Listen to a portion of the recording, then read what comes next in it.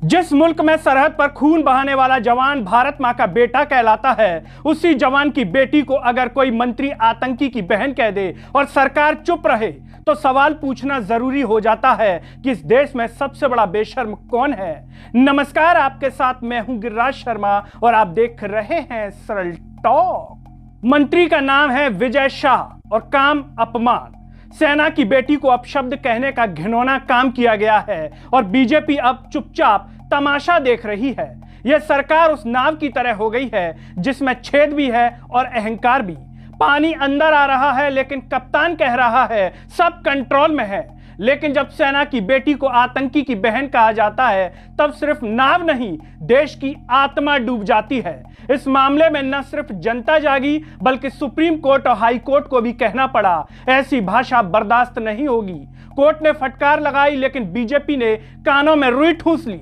हो सकता है विजय शाह बीजेपी का कोई चहेता तोता हो जो जितनी भी गंदी जुबान बोले सरकार उसे सिर्फ दाना डालकर बहला दे, क्योंकि इस्तीफा तो अब शायद सिर्फ विपक्ष के लिए आरक्षित शब्द बन गया है।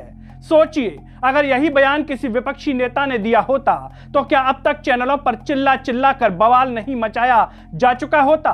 क्या बीजेपी के प्रवक्ताओं ने रात दिन टीवी स्टूडियो में तिरंगा लहराकर देशभक्ति की नई परिभाषा नहीं गढ़ दी होती? लेकिन अब मामला अपने घर का है, इसीलिए पर्दा डाल दिया गया है। देशभक्ति की बात करने वालों की जब परीक्षा आई तो वो किताब ही घर लेकर भाग गए।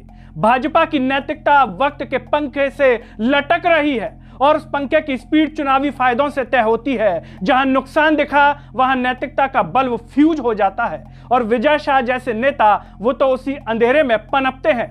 क्या ये वही भारत है जहां एक सैनिक की बेटी को अपशब्द कहने वाले को बचाने के लिए पूरी सरकार ढाल बनकर खड़ी हो जाती है? क्या यह वही नारी सम्मान का भारत है जिसके नाम पर यह सरकार वोट मांगती है?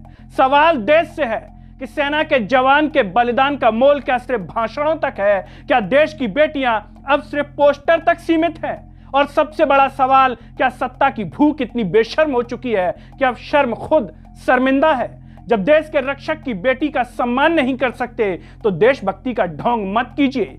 मंत्री को बर्खास्त कीजिए और अगर नहीं कर सकते तो याद रखिए, जनता बेशर्मों की पहचान करना सीख चुकी है।